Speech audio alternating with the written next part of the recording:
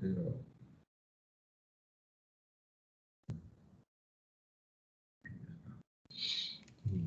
Bien, retomando lo que veíamos la clase anterior, hacíamos una especie de reseña histórica del origen de la filosofía y señalábamos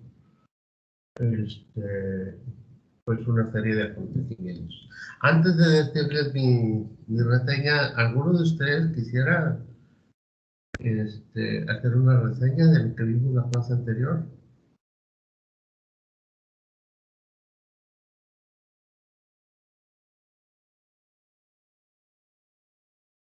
¿A qué se refiere con reseña, profe? ¿A cómo hacer Lo, un lo que vimos. resumen de lo que vimos Sí. posiblemente?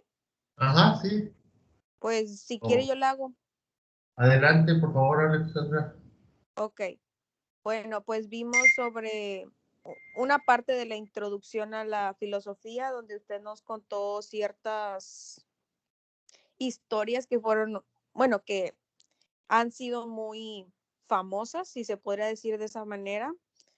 También nos contó sobre la vida y sobre que la filosofía habla de las últimas causas y la ciencia de las primeras causas, donde nosotros hablábamos de la vida y de su origen, entonces de qué opinábamos de a dónde íbamos, o sea, si moríamos o no moríamos, si íbamos a reencarnar o si cada quien tenía sus ideas. Y pues creo que fue todo y nos quedamos, no recuerdo la palabra, pero íbamos a seguir viendo lo de frax, no sé, algo así era, no estoy muy segura de la palabra. Pragmatismo. Esa Pragmatismo. mera palabra. Okay. Pragmatismo, sí, muy bien. Gracias, Alexandra. ¿Alguien más quisiera dar su punto de vista sobre la clase anterior? Sí, adelante, Justin, Gabriel. También estamos viendo acerca de cómo los humanos necesitamos la filosofía, porque pues entre más éramos conscientes, más nos estábamos haciendo preguntas y como somos, los humanos somos muy curiosos, íbamos dándole más significados a varias cosas y también varios mitos, los empezamos como a hacer más lógico, que es a hacer más creíble. Ya estábamos dudando de varias cosas que habían enseñado antes al humano. Esas cosas. Muy bien, Justin. Gracias por compartir. ¿Alguien más?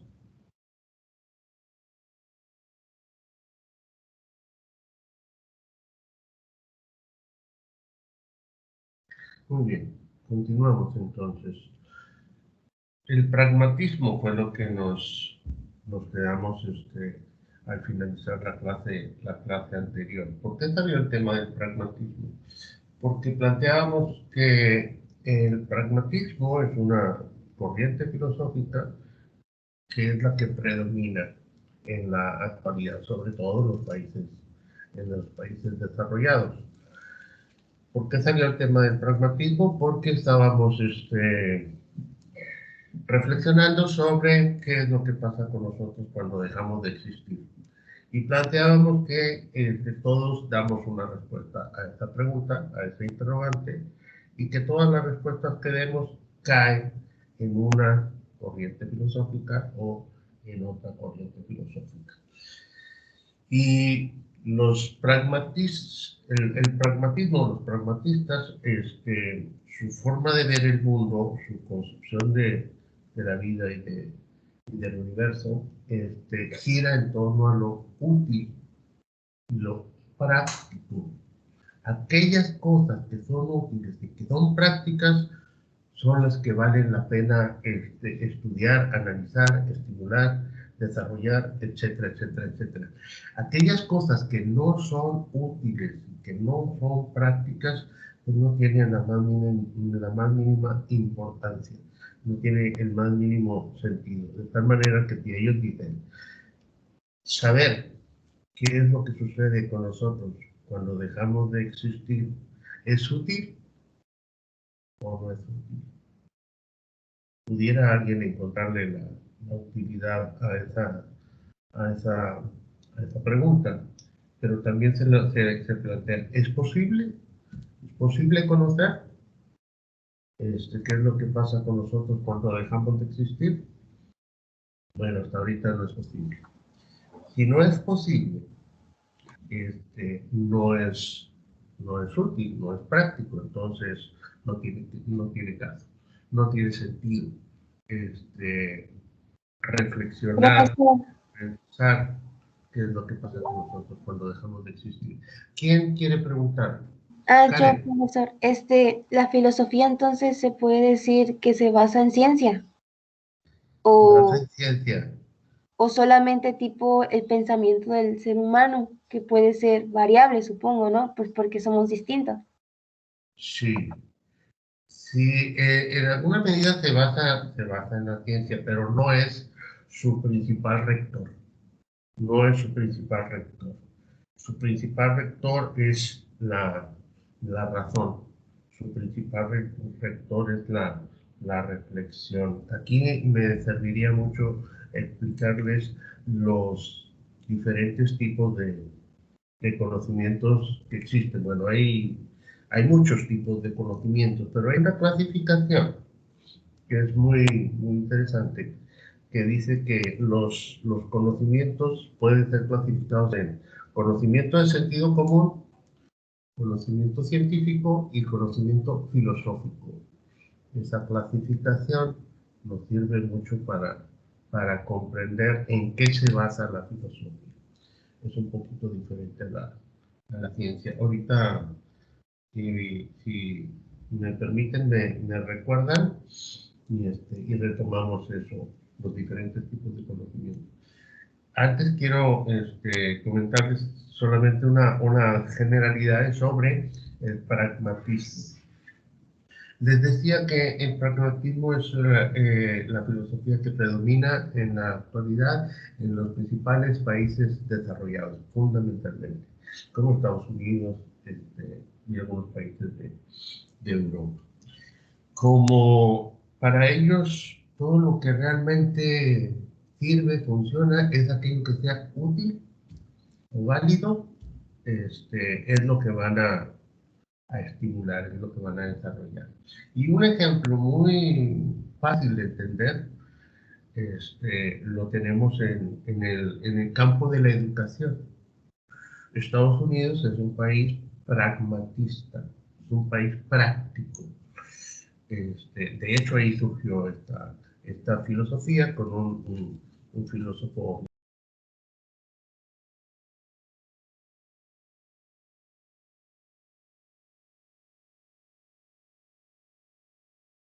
Profe, disculpe, apagó su micrófono, creo.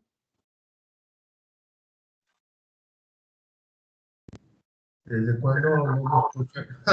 ¿Desde cuándo no me escuchan? Es que dijo, surgió en Estados Unidos y empezó a decir algo y creo que lo silenció. Ok, sí. Bueno, Estados Unidos, les decía, es el país donde surge esta filosofía. Uno de los iniciadores es un filósofo llamado William James. Y un ejemplo muy fácil de entender lo tenemos con lo siguiente. Dice, es útil, práctico, vivir bien, vivir cómodos, ir con los mejores lujos o con los mejores elementos.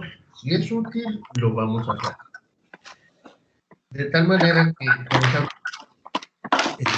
si es útil tener una casa y en esa casa tener todo lo que uno se pueda imaginar, como por ejemplo, Profe, eh, no alcancé a escucharlo muy bien. ¿no me escuchan? Este, Lo paso con el No, es micrófono. que alguien tenía como abierto su micrófono, entonces se interrumpía todo lo que usted decía con el otro ruido. Ok. Bueno, retomando. Si para ellos vivir bien con aire acondicionado, con calefacción, con estufa, refrigerador, etcétera, etcétera, etcétera, carros último modelo, carros muy lujosos, etcétera. Si eso es útil, lo van a hacer. ¿Cómo lo van a hacer? Como sea, pero lo van a hacer. De tal manera que hay muchas facilidades para que la gente pueda tener su casa, pueda tener sus servicios, pueda tener su carro último modelo, por ejemplo, el carro, lo compran, obviamente lo compran a crédito y se tardan 6 o 8 años en pagarlo. Dice, no importa que el carro no sea de tu propiedad, tú lo estás pagando, pero lo estás utilizando.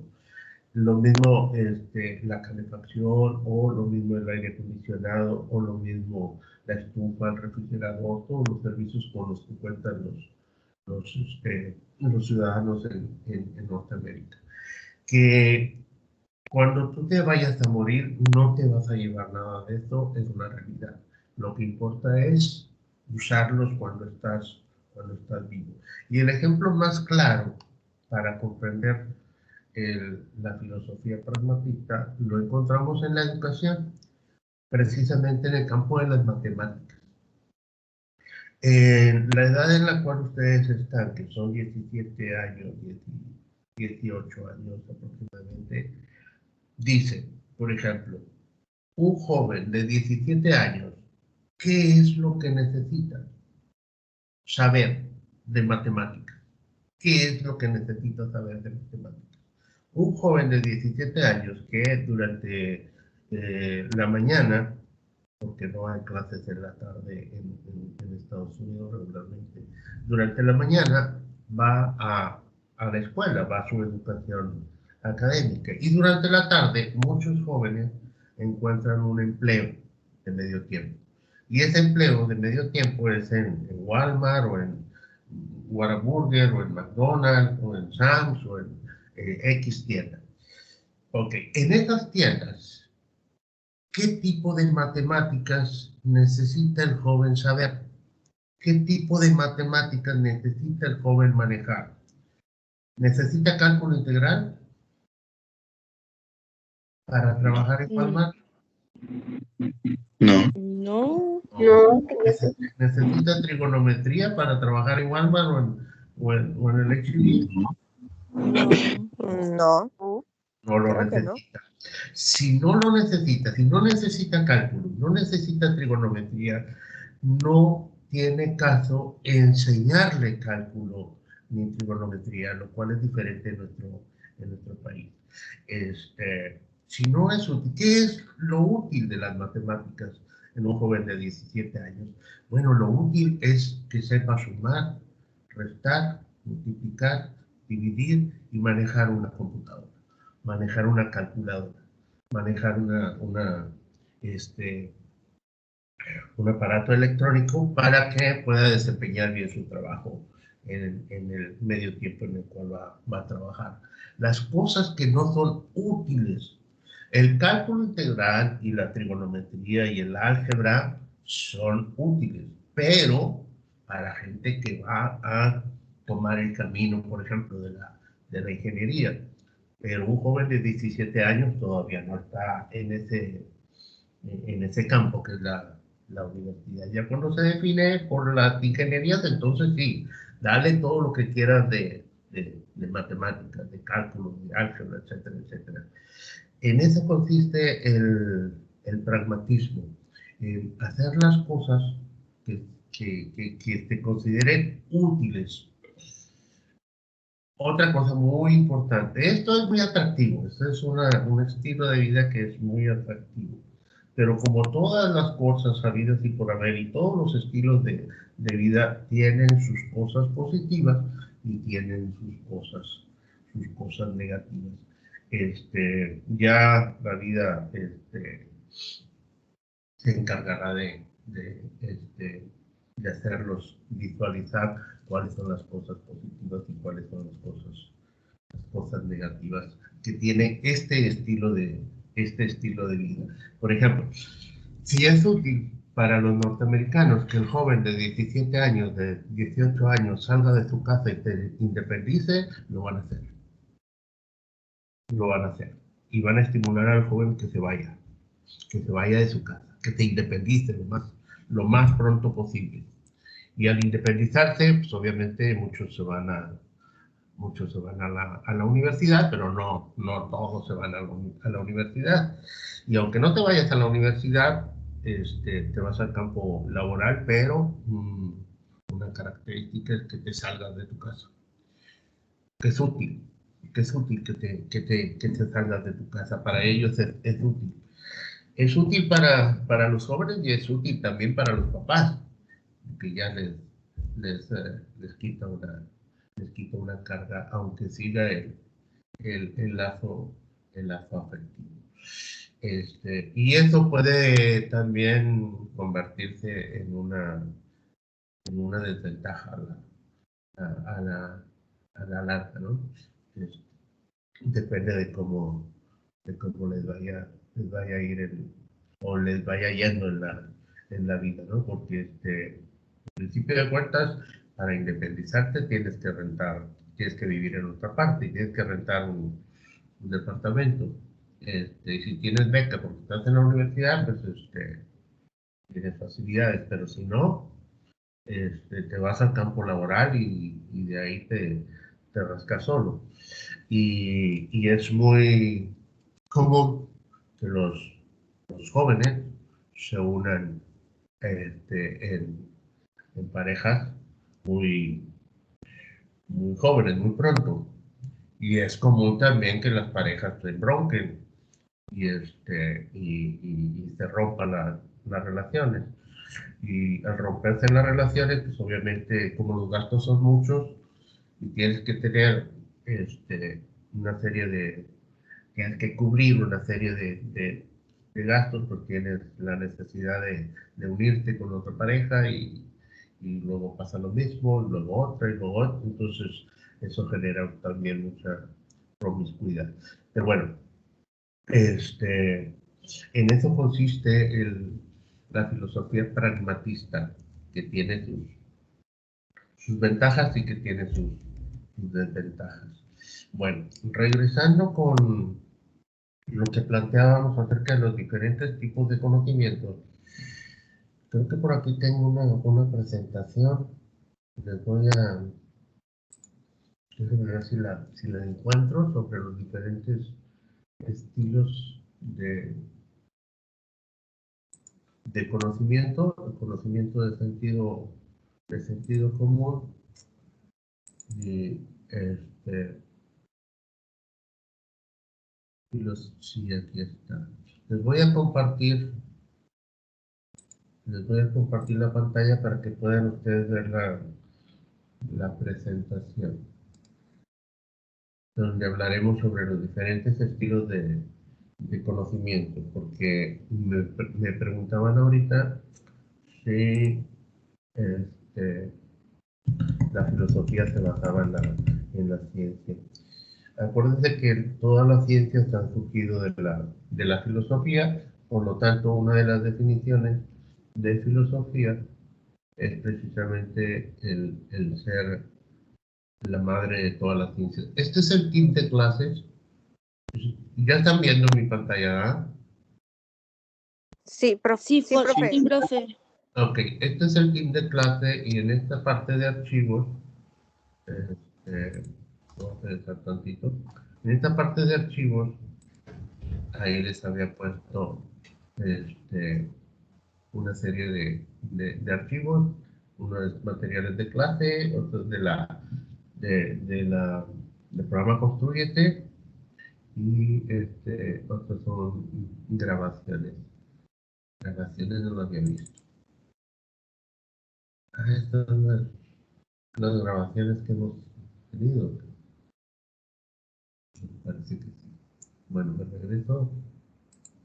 En materiales de clase. Aquí en materiales de clase hay una carpeta que se llama filosofía. Ahí le agarro clic y aparecen todos estos archivos.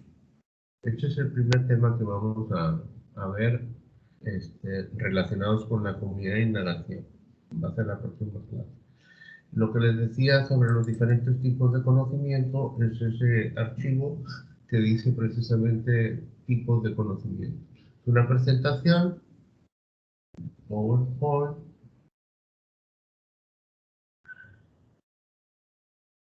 que es esta. Pensé que era otra, pero bueno. Okay. Okay. Bueno, les decía que hay diferentes clasificaciones. Una de ellas es el sentido común, otra de ellas es el científico y otra de ellas es el filosófico. ¿Cómo se obtiene el conocimiento del sentido común? Bueno, se obtiene de forma espontánea. Esto quiere decir que no se busca, nos lo encontramos nosotros. Por ejemplo, si en un momento dado nosotros tuvimos una experiencia con el fuego, acercamos la mano a la lumbre y sentimos que la temperatura aumentaba y en algunas ocasiones incluso hasta nos quemamos, entonces aprendimos que el fuego nos puede quemar, nos puede hacer daño. Eso no lo buscamos, lo aprendimos así en forma accidental. En ocasiones, cuando el cielo se pone muy nublado, la mayoría de las veces viene una lluvia. Eso tampoco lo buscamos, lo aprendimos así en forma espontánea. ¿Cómo se fundamenta? ¿Cómo se fundamenta el conocimiento de sentido común? Bueno, se fundamenta por convención. ¿Qué quiere decir esto? Bueno, quiere decir que se fundamenta porque la mayoría de la gente está de acuerdo con eso. La mayoría de la gente está de acuerdo con que si tú metes la mano al fuego te vas a quemar. La mayoría de la gente está de acuerdo en que si el cielo está nublado, lo más probable es que vaya a llover. Así se fundamenta el conocimiento del sentido común. ¿Cómo refleja la realidad? Pues de una forma dispersa, desconectada. No hay una relación o una conexión entre el conocimiento de que si yo meto la mano al fuego me voy a quemar y el conocimiento de que si está nublado lo más probable es que vaya a llover. Profe, Mande. es como cuando se creía que, por ejemplo, que el mundo tenía fin, pues que en algún momento si viajabas mucho, pues te ibas a caer lo que es, pues al espacio, ¿verdad? Así es como usted trata de explicar. Sí, Porque sí, eso sí era, todos creían que así era, ¿verdad? Y ahorita pues se nota que no es así, ¿verdad? Entonces tiene sí. que ver también con eso, ¿no? Con que muchos estén de acuerdo con la misma idea. Ajá, con la misma idea. Entonces, ese conocimiento se fundamentaba en el hecho de que todos estaban de acuerdo, de que todos estaban de acuerdo con que después de cierto límite el mundo se acababa y entraba el vacío.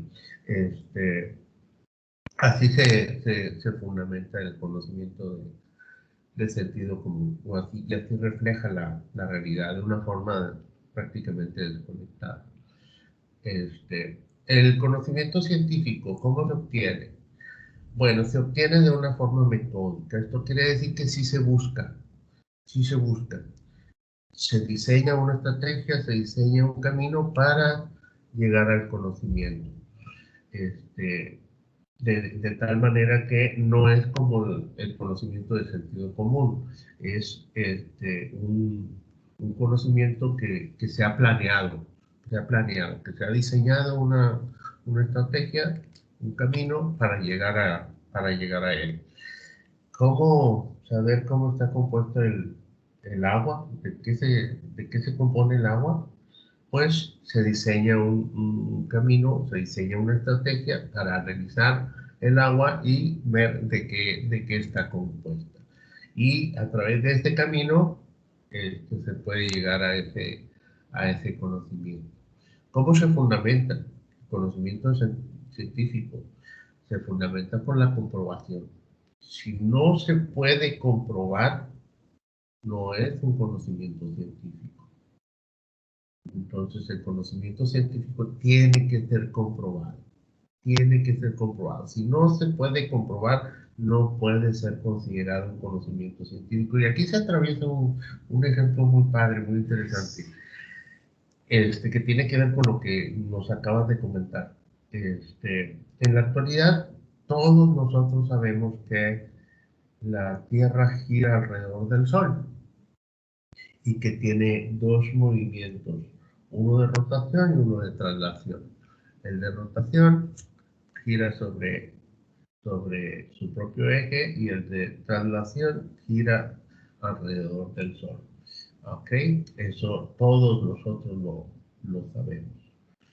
Si lo fundamentamos porque todos nosotros estamos de acuerdo, es un conocimiento de sentido común, aunque nos lo hayan enseñado así en la escuela. Si lo fundamentamos porque lo comprobamos, es un conocimiento científico. Si no podemos comprobar, si decimos, es que así me lo enseñaron en la escuela, que la Tierra gira en torno al Sol, es que así me lo enseñaron en la escuela, esta no es una comprobación, esta no es una razón válida. Tenemos que encontrar razones para comprobar que la Tierra gira alrededor del Sol. Ayer precisamente me estaba acordando de una filósofa muy... también hay filósofas en la historia. Hipatia se llamaba. A ella la mataron muy feo porque no porque era una mujer, sino simple y sencillamente porque era una persona que no profesaba las mismas creencias de los demás. Ella vivió en la época en la cual la relación de fuerzas entre los cristianos y los judíos empezaba a cambiar. Al principio de la era cristiana, los católicos, los cristianos empezaron a ser perseguidos y asesinados. Pero allá por el siglo, por el año 300, 400 después de Cristo, la relación de fuerzas empezaba a cambiar y los cristianos empezaron a tomar el poder. Y ella, pues no era cristiana, no tenía esa serie de creencias. Y como no era cristiana, pues los cristianos se ensañaron mucho con ella y la mataron de forma muy exagerada, muy cruel. Los partieron en pedazos y la repartieron por todo el pueblo. Pero bueno, me acordé de ella porque ella en ese año, en ese tiempo, en el siglo 300 y tanto, demostró que la Tierra gira alrededor del Sol no en forma circular, sino en forma elíptica. Y yo me preguntaba, ¿cómo si ella demostró que la Tierra gira alrededor del Sol en forma elíptica en el año 300, como en la Edad Media, en el siglo XIV-XV, acusaron a Galileo Galilei de hacer esa afirmación, de que la Tierra giraba alrededor del Sol? Estamos hablando de 12 siglos después. 12 siglos después. Pero bueno, ¿Cómo dijo esas son... que se ¿Mande? llamaba, profe? ¿Mande? ¿Cómo dijo que se llamaba la muchacha? Hipatia con H. Hipatia. Ahí googleelo. Incluso hay una película sobre ella que se llama... Apenas ver la película. Sí, se la recomiendo. Creo que se llama Ágora. Se la recomiendo. Igual le recomiendo la serie de Merlí, si la conocen. Sí, profe. Sí, profe. También se la recomiendo. Bueno, regresando. Si pueden ustedes comprobar X cosa, es un conocimiento científico. ¿Cómo refleja la realidad el conocimiento científico? Bueno, de una forma estructurada. Esto quiere decir que sí hay una relación entre un conocimiento y otro, y otro, y otro. No de una forma dispersa o desconectada. Refleja la realidad de una forma estructurada, con un orden, con un sentido. Y el conocimiento filosófico, ¿cómo se obtiene? Bueno, el conocimiento filosófico se obtiene a través de un proceso de reflexión, utilizando obviamente nuestro pensamiento. ¿Cómo se fundamenta? ¿Cómo se fundamenta? Bueno, se fundamenta a través de la razón, no precisamente de la comprobación, sino a través de la razón. Hay cosas que no pueden ser comprobadas por una o por otra razón, pero sí pueden ser demostradas a través de la razón, dándole una lógica, un sentido a las afirmaciones. ¿Cómo refleja la realidad del conocimiento filosófico? Bueno, refleja la realidad de una forma unificada, lo cual significa que el conocimiento filosófico puede ser aplicado en forma universal. Con un ejemplo quedaría mucho mejor entendido. Un conocimiento de sentido común relacionado con el agua sería, por ejemplo, pues que el agua moja, por ejemplo, o es líquida, o la podemos encontrar también en estado sólido. Un conocimiento científico relacionado con el agua es, por ejemplo, que está conformado por dos moléculas de hidrógeno y una de oxígeno. Este es un conocimiento científico, siempre y cuando lo podamos comprobar, ¿verdad? Y un conocimiento filosófico relacionado con el agua es algo que sea obtenido a través de la reflexión, que se fundamente en la razón y que refleje la realidad de una forma unificada. Algo que se diga del agua que pueda ser aplicado en todas las cosas que llevan o que están conformadas por agua. ¿A alguien se le ocurre algún conocimiento filosófico relacionado con el agua?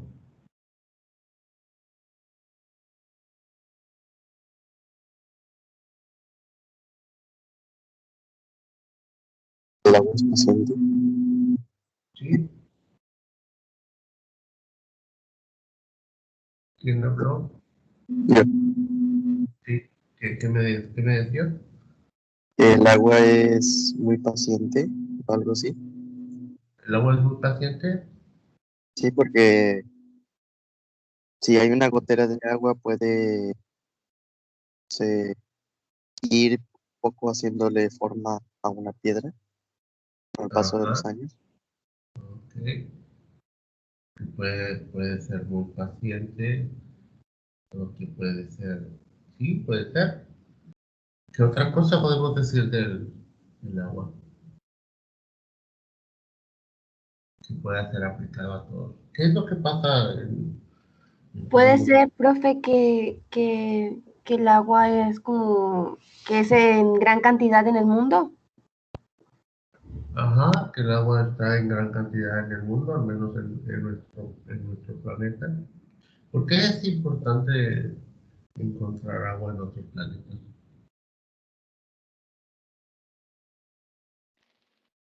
¿Cómo dijo, profe? Mande. ¿Por qué es importante encontrar agua en otros planetas?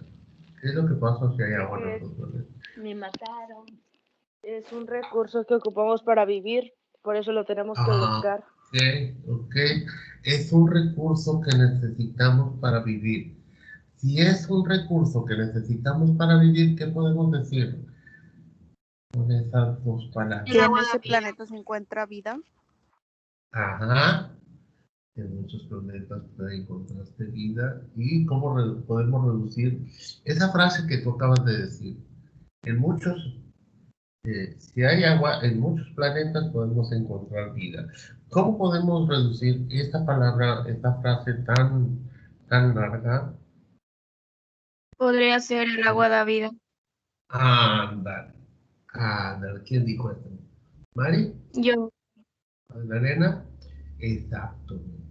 No sé, profe, por qué me acordé de una frase que dicen que el agua es vida, pero que en mucha cantidad te ahogas y yo así como que, ¿qué?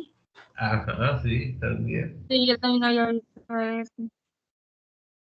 También. Esa puede ser otro conocimiento filosófico, pero vamos con el primero, con el que dijo Magdalena. El agua da vida o el agua es vida.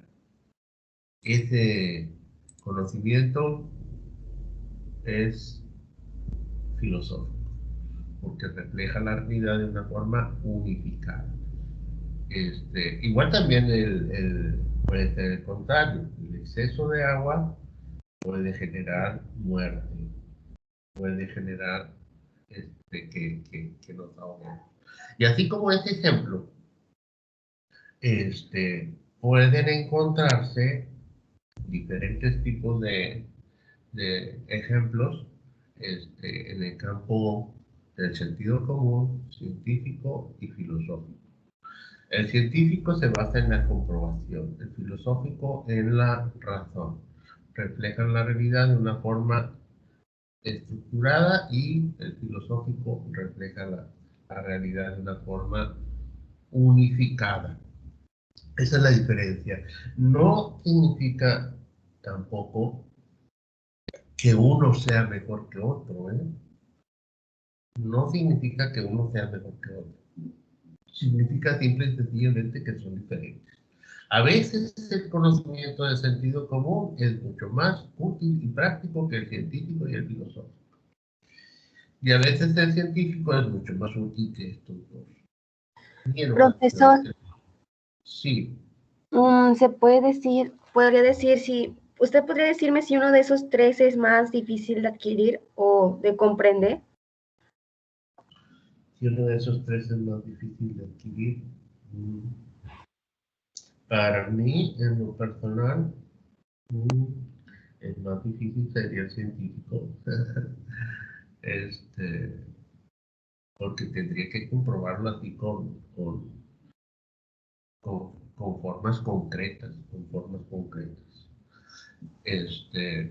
Pero el filosófico, todos tenemos la capacidad de estimularlo, de desarrollarlo, de conocerlo, utilizando nuestro pensamiento, la razón y aplicando lo que sabemos a todas las cosas, había y por haber. Por eso les decía, no hay uno de esos conocimientos que sea mejor que otro, simplemente son diferentes, son diferentes. Gracias, profe. Sí, les quería compartir también otra presentación. Aquí debe estar, ¿no? Sí, aquí está. Otra presentación sobre el campo de estudio de la filosofía. Aquí también está. Clasificación de la filosofía. Pueden ustedes recurrir a esos archivos también para repasar cómo se clasifica la filosofía, cómo se conforma la filosofía, de qué está formada la filosofía. Decíamos que la filosofía es conceptualizada como amor a la sabiduría. Filos, amor, sofía, sabiduría. También es conocida como el estudio de las últimas causas de las cosas.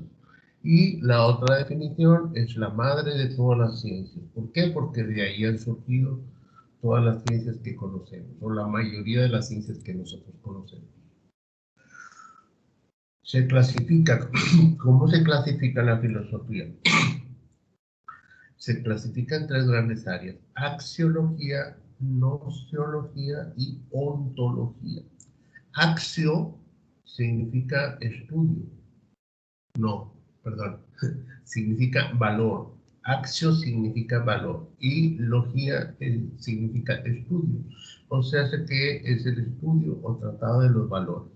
¿Cuáles son los valores? pues lo bueno, lo malo, lo bello, lo que no es bello, etc. Nociología se divide en estas dos palabras, nocio y logía.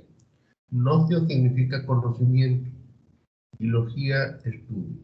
Estudio tratado del conocimiento. También hay una clasificación de estas, ahorita se las voy a mostrar. Ontología. Onto significa ser y logía estudio. Estudio tratado del ser. ¿Cómo se clasifica la axiología? Se clasifica en dos.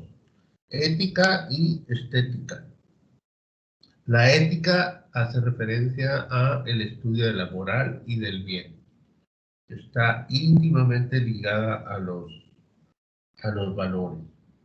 Es el estudio de la moral.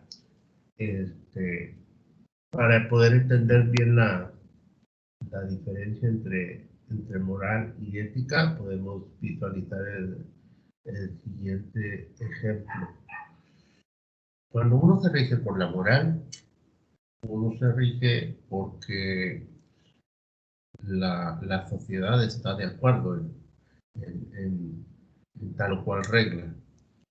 Y cuando uno se rige por la ética, es cuando uno personalmente, sin depender de la sociedad, está de acuerdo con tal o cual regla. Un ejemplo, cuando íbamos a la escuela o cuando ustedes iban a la escuela, siempre la escuela les pedía que fueran en uniforme, que llevaran su blusa, su camiseta, su falda o su pantalón. Si ustedes llevan el uniforme porque la escuela se los está pidiendo, hagan de cuenta que se están rigiendo por la moral. Si ustedes van a la escuela con su uniforme porque ustedes están convencidos de que es lo mejor que pueden hacer por ustedes mismos, no por la escuela ni por la sociedad, sino porque están convencidos de que es lo mejor que pueden hacer por ustedes mismos y para ustedes mismos, entonces se están rigiendo por la ética. Esa es una forma de ver la diferencia que existe entre la moral y la ética. La estética tiene que ver con todo lo que esté relacionado con la belleza, con el arte, los criterios que hay que tomar en cuenta para considerar que una cosa es bella o no lo es, ya sea una obra de arte, una manifestación del arte, una manifestación del ser humano, una manifestación también de la naturaleza, o incluso de la sociedad. Puede tener su estética, puede tener su belleza o lo contrario, lo que no lo sea. La nociología. Nocio significa conocimiento. Logía, estudio, tratado del conocimiento, y se compone de estas dos: lógica y epistemología.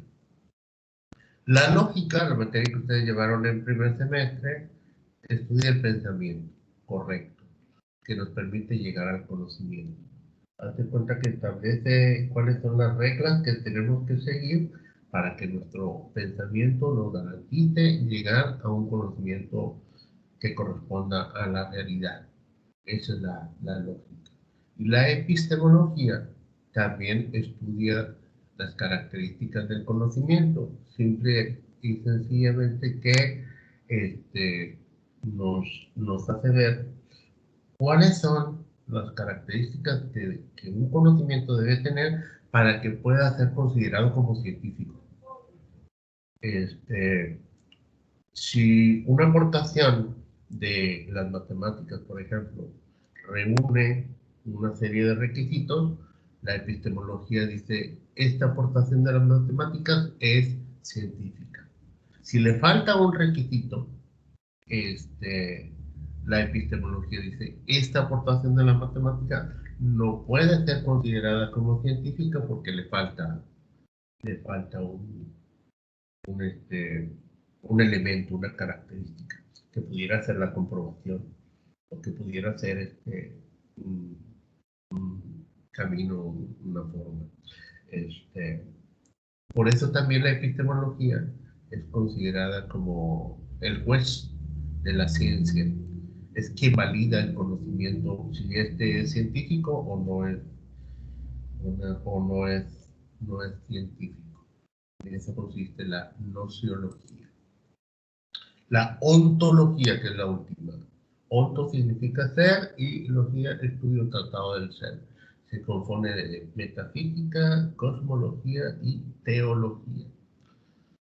La metafísica estudia todo aquello que está más allá de la física o de lo físico. También como todo aquello que no puede ser comprobado científicamente. También es conceptualizado así. Esta definición o este concepto más bien se tomó de la forma en cómo Aristóteles tenía clasificado los diferentes conocimientos. Y había un tipo de tratados que no cabían en ninguno de los que tenía por ahí ordenados y los puso enseguida de los temas de física. Y como los puso enseguida de los temas de física, se le conoció como metafísica, que significa también más allá de lo físico o después de lo físico. La cosmología, pues viene de cosmos, que significa universo, o cosmos, y estudio tratado del universo. Y la teología. ¿Y saben qué es la teología? Todo aquello relacionado con la divinidad. ¿Alguien sabe lo que significa teo? ¿Teo?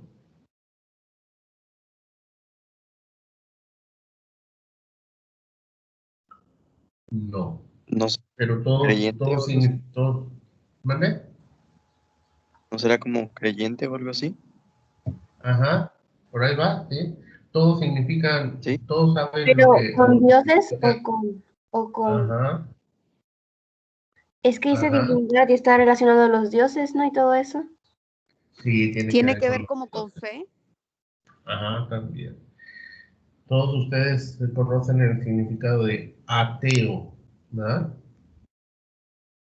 O La sea que... palabra, Ah, ya, ya. Perdón, sí, sí, continúe. Es que dije, ah, ya. si no, sí, adelante, dime lo que querías comentar. Entonces tiene que ser lo contrario a eso, que viene siendo como creyente en Dios, Ajá, y más o menos. pero relacionado a este término, ¿verdad? Exacto, exacto, sí. La palabra ateo se compone precisamente de la A, que es una negación, y teo, que significa Dios.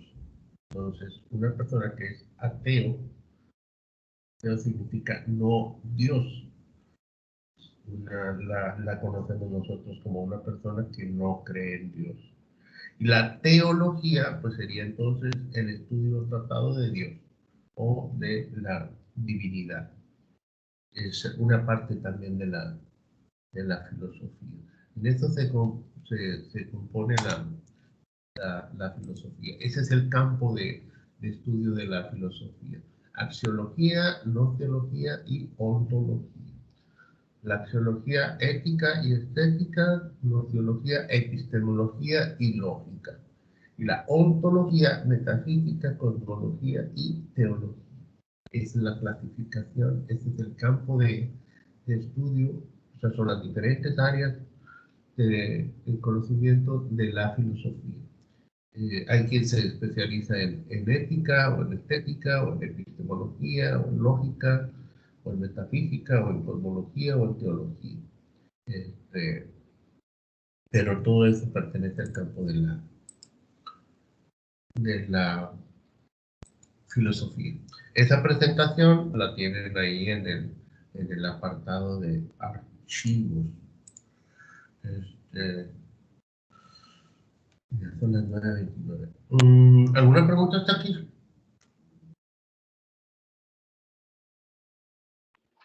No, profe. No, profe.